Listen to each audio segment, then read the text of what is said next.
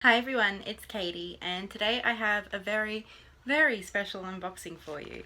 As you know, I've been participating in plenty of trades, and most recently I sent off 6 decks in exchange for this one.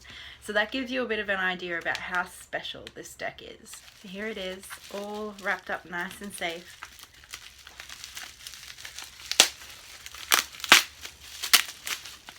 I'm really excited. This is a deck I never even dreamed I would be able to have.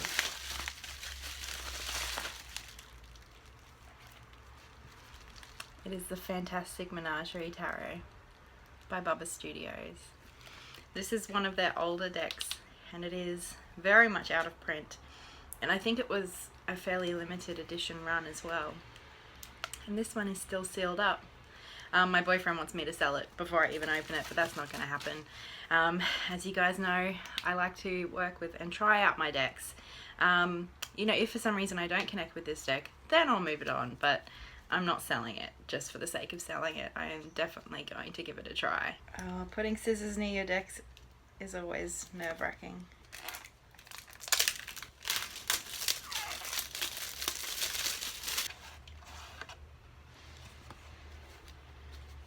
Check out these backings. Are they not cool? So it does come with a little white book, which is about 30 pages, and for a little white book isn't terrible, but it is still a little white book. But the star of the show is, of course, this very special deck. So this deck is based off the images of JJ Grandville. This is the title card. I'm kind of flipping out right now. I'm trying to stay a little bit cool. Okay, so they're in a bit of a funny order, but let's just go with it. Oh, they're beautiful. This card's a little bit challenging for me, but I'm going to assume that these are animals and try to ignore the race issue there. Oh, isn't this cute? The Queen of Coins. The mother bird.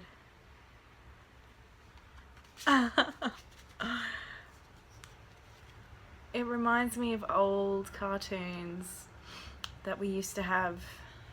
We used to have a Casper the Ghost video, and before the actual Casper the Ghost story there was a couple of other kind of short feature films, and one of them, I think it was called Lazy Town, which again had some race issues quite prominent in that, but it reminds me of that, and it's just beautiful.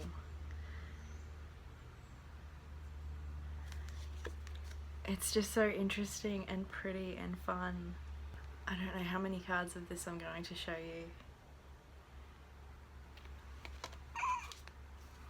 The cardstock is quite a bit thinner and feels a little bit different to the only other Bubba Studios deck I've had, which was the Romantic Tarot, the 2nd edition.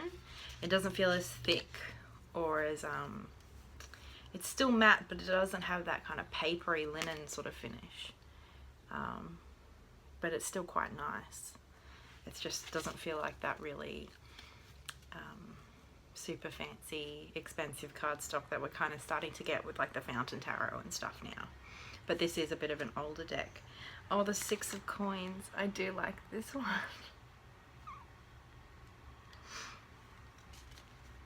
Oh, and I like the 5 of Coins too. This is such an interesting deck. And I think, as with Bubba Studios, they tend to, you know, it's not just a collage deck where they've slapped a whole bunch of images onto the tarot cards. There is quite a bit of thought that goes into the process of creating these decks. I like that too. It does feel like a very quirky, eclectic sort of spin on the traditional cards, which is always so much fun to see. Oh, the cricket.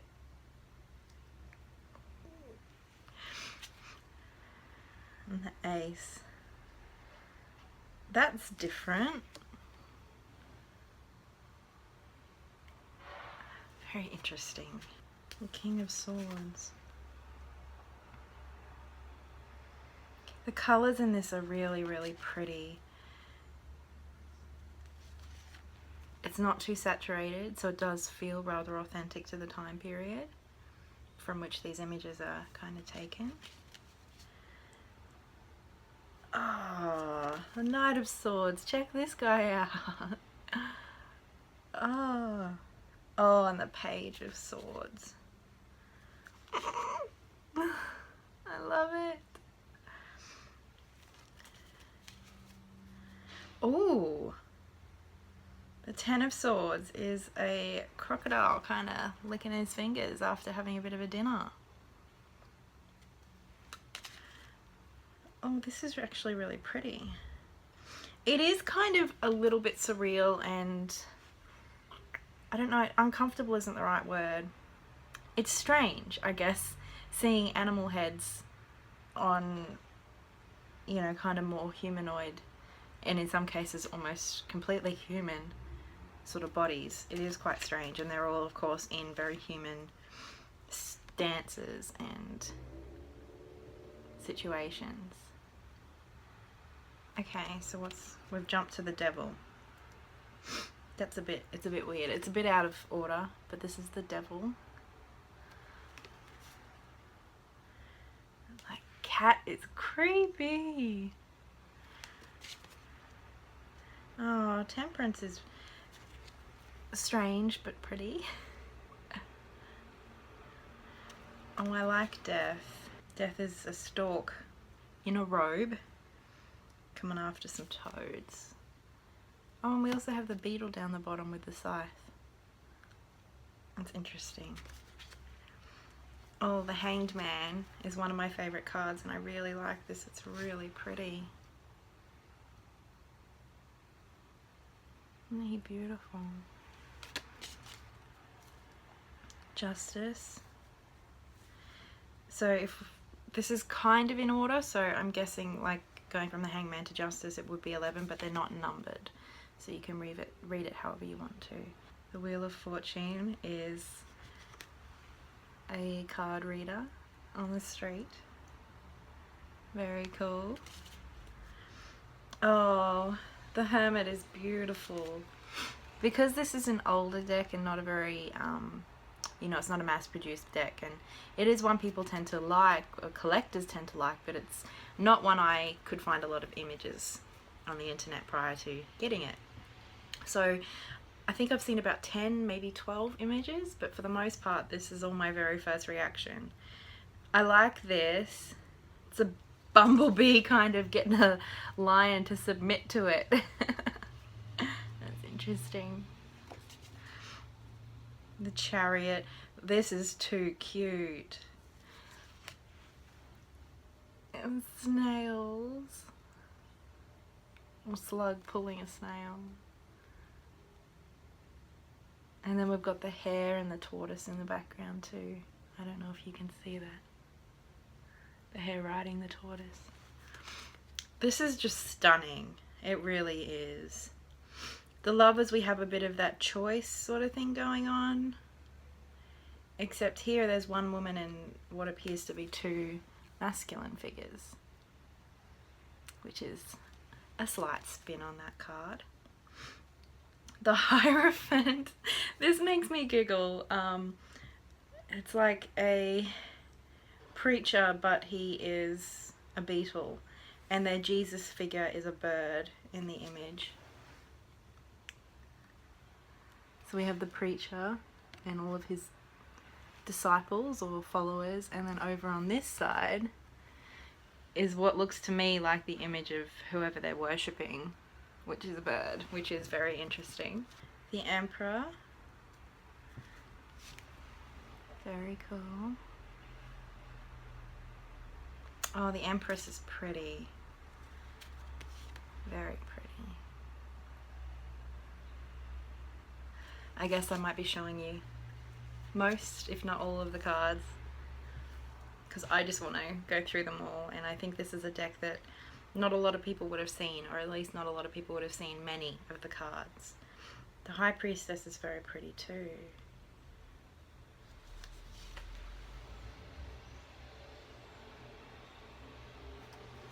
And the Fool, I have seen this image.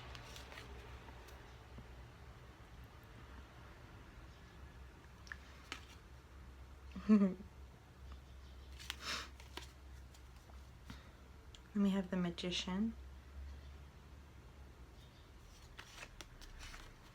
who looks to be a bit of a performer. And then we go back to the Minors and we have the King of Wands. You gotta love all their outfits. The Queen of Wands. Very cool.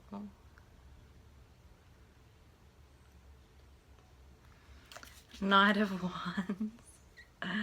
I like this.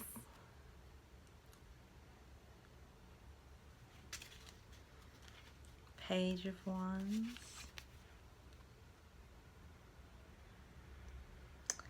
Ten of Wands.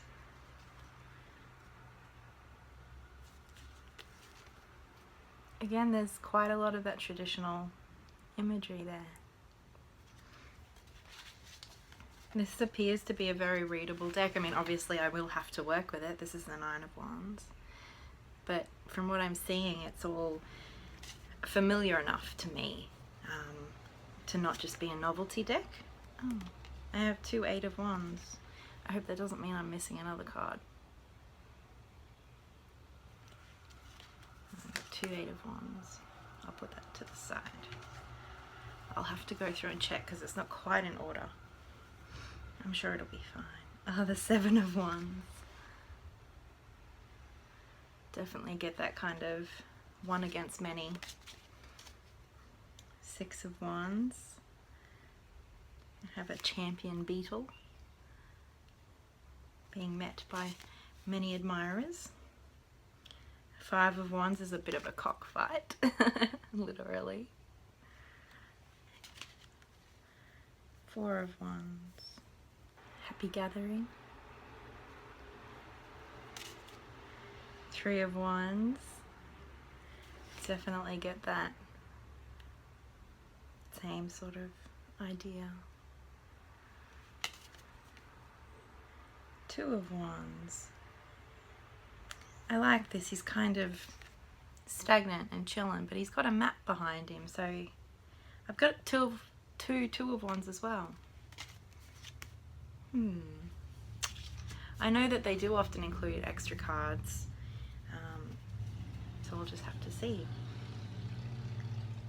But they're exactly the same. I know a couple of other Bubba Studios decks have alternative. For example, the Victorian Romantic has 2 different lovers cards that you can choose from, as does the Alice Tarot, I think. The Ace of Wands. I love that.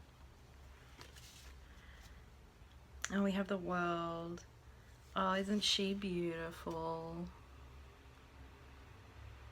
Oh, I'm a little bit smitten with this deck, in case you haven't noticed. Oh, and then we have a Phoenix for Judgment, which is very beautiful. And we have the Rooster for the Sun. This is a card that I've seen and I really liked it.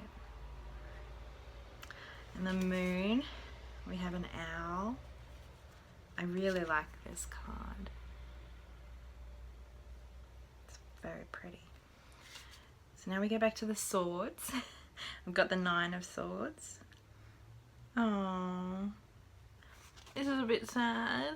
A chick's fallen out of the nest and we've got a bit of like a hawk or an eagle, a predator bird basically, showing up. Oh, that is every parent's nightmare and quite a distressing period for the chick as well. That's really sad. Oh. And the Giraffe, I think what I get from this is that she's kind of the display animal. You know, she's in a zoo, whereas the other animals come and look at her. There's something a little bit that tugs at the heartstrings, doesn't it? When we see, you know, we see those that sort of imagery all the time depicting people, but when they depict animals, all of a sudden it kind of shifts how we feel about that in a strange sort of way. Look at the Seven of Swords. Oh. There's a lot that you could do with that. This is rather confronting the harder cards because they're animals. The Six of Swords, he's off. This reminds me of a Dr. Seuss. Interesting. I like the Four of Swords. Some chillin'. They look like iguanas to me. Lizards. Three of Swords.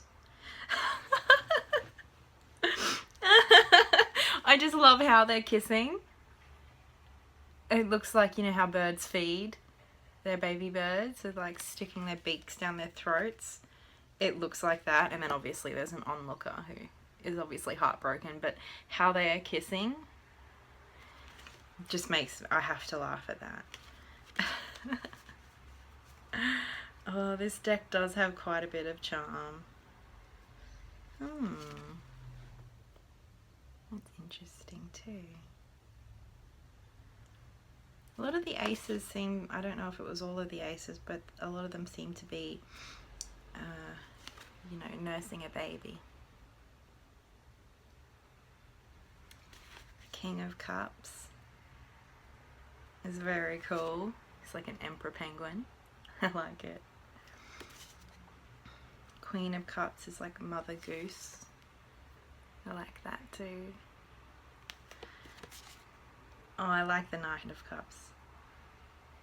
Very cute. And the page is super cute too.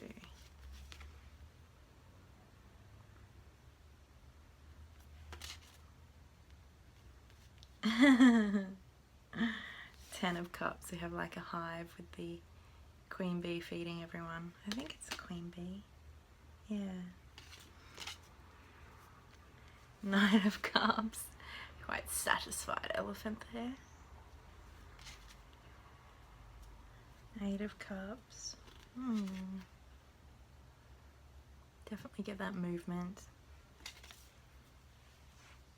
Seven of Cups. Lots of different options and dreams and Six of Cups. They're dancing.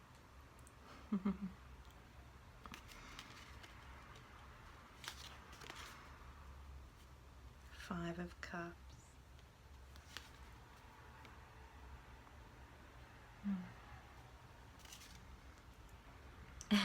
Four of Cups. He's sleepy.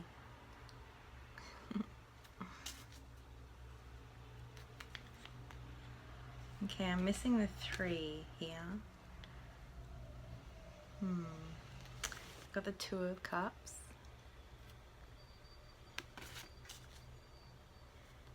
Ace of Cups. So I think I might be missing, that's it. I think I might be missing the Three of Cups. I'm gonna have to go through and check and I'll come back and let you guys know. I really hope I'm not, because I doubt that they'd still have cards available. We shall see. Okay, so I've just put the deck in order and I am a little bit upset because I'm missing two cards. So the extra two cards I got are the wrong ones.